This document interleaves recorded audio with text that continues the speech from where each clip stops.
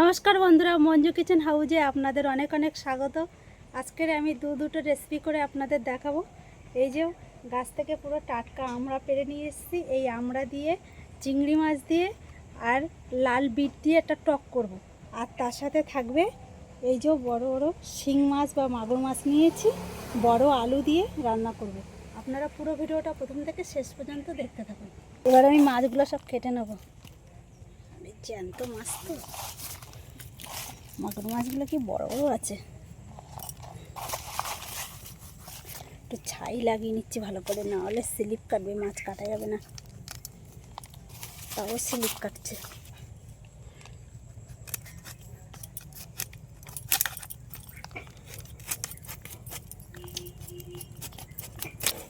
মাছে কিন্তু কাঁস নেই, তবু এরকম কেন করে নিচ্ছি যে মাছের গায়ে একটা নাল নাল থাকে না, এই নালাটা কেটে যাবে। এইভাবে একটু আশ্রয় নেবে।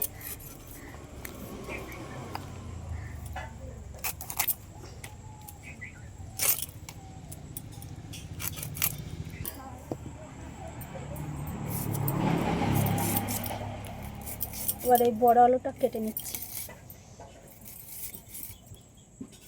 বন্ধুরা, এগুলোকে আমরা কিন্তু আলতা পাতা আলু বলি।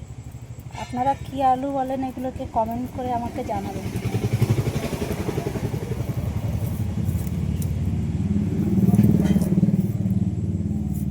উনুন জ্বালিয়ে কড়াইটা বসিয়ে দিয়েছি, আর কড়াইয়ের মধ্যে কিছুটা জল গরম করতে দিয়েছি। এর মধ্যে দিচ্ছি হালকা করে একটু লবণ।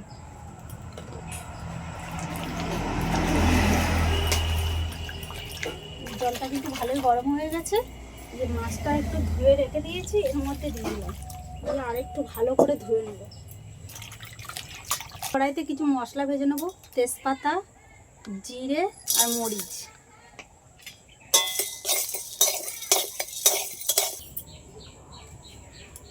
মাছের মধ্যে লবণ আর হলুদ দিয়ে দিচ্ছি, অল্প করে সর্ষের তেল দিয়ে দিচ্ছি, তাহলে এই মাছটা ভাজার সময় কিন্তু ফাটবে না।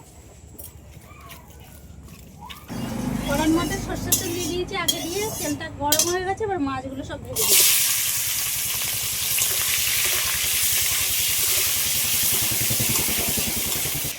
এবার কিছু মশলা বেটে নেবো। একটা কাশ্মীরি লঙ্কা নিয়েছি, 4টে ঝাল লঙ্কা,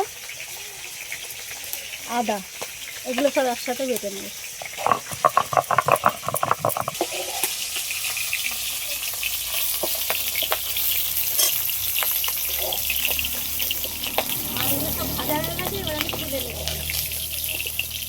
ফোড়নে দিচ্ছি এলাচ, লবঙ্গ, দারচিনি।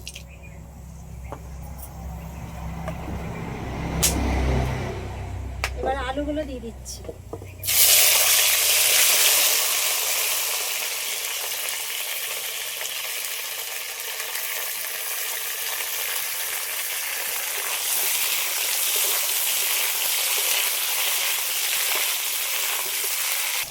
এবারে দিয়ে দিচ্ছি স্বাদ মতো লবণ, পরিমাণ মতন হলুদের গুঁড়ো।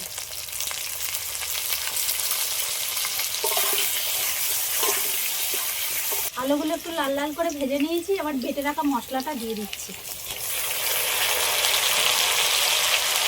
সব দিয়ে একসাথে ভালো করে একটু কষিয়ে নেব।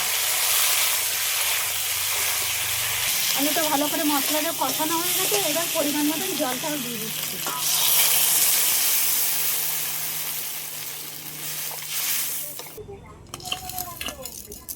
এই ভাজা মশলাটা এবার গুঁড়ো করে নেব।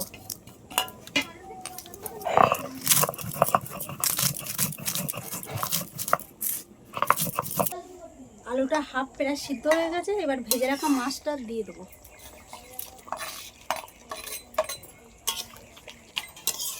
এগুলো একসাথে ভালো করে আর মিনিট 2 মতো একটু ফুটিয়ে নেবো। ঢাকা দিয়ে দিলাম, যেটুকু বাকি আছে তাড়াতাড়ি হয়ে যাবে।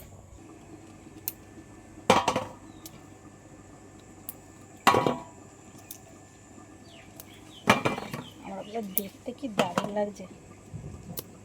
দেশি আমরা, এই আমরা কিন্তু খেতে ভালোই লাগে। এতগুলো হলে হয়ে যাবে, আর লাগবে না। তরকারিটা কিন্তু হয়ে গেছে। এবার আমি লাগানোর সময় এই ভাজা মশলাটা যেটা গুঁড়ো করে নিলাম, এটা এর উপর থেকে ছড়িয়ে এইভাবে দিয়ে দিচ্ছি।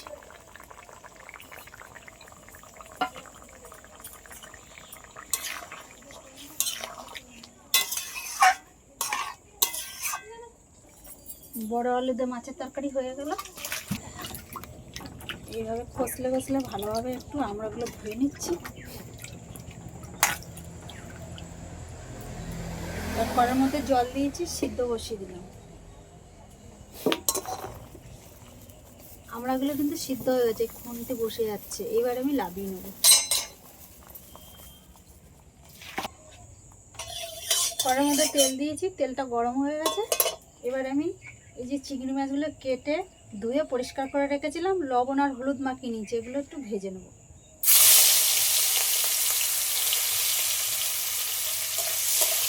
চিংড়ি মাছগুলো ভেজে তুলে নিয়েছি। ওই তেলের মধ্যে দিয়ে দিচ্ছি শুকনো লঙ্কা, তেজপাতা। এগুলো একটু হালকা করে নেড়ে চেড়ে নিয়ে এবার দিয়ে দেবো সরষে।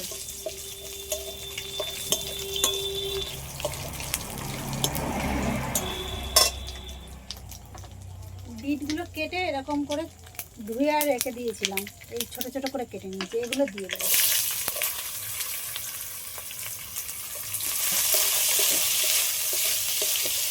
করে লবণ দিয়ে দিচ্ছি।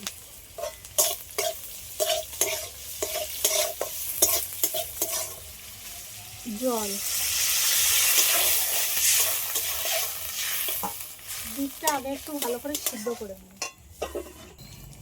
আমড়াগুলো এরকমভাবে শাঁসটা বের করে নেব, হাত দিয়ে এরকমভাবে চটকে চটকে ভালোভাবে শাঁসটা একটু বের করে নেব। বিটটা ভালোভাবে সিদ্ধ হয়ে গেছে। যে আমড়াটা জল বের করে নিয়েছি ভালো করে চটকে, এটা ছাঁকনিতে ছেঁকে আর দিয়ে দেবো।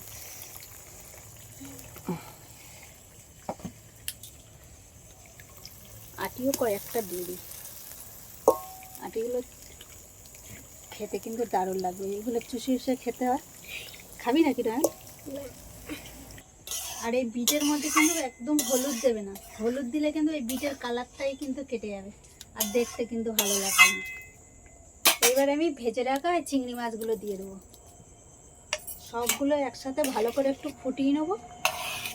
আগে লবণের পরিমাণটা কম করে দিয়েছিলাম, এই টকটা দেওয়ার পরে আরেকটু দিয়ে দিলাম, কেননা টকে কিন্তু লবণটা একটু বেশিই লাগে।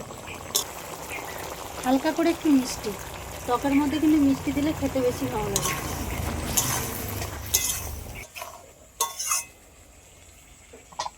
আমাদের বিটের টকটা তো হয়ে গেল, এবার লাবিয়ে নিচ্ছি।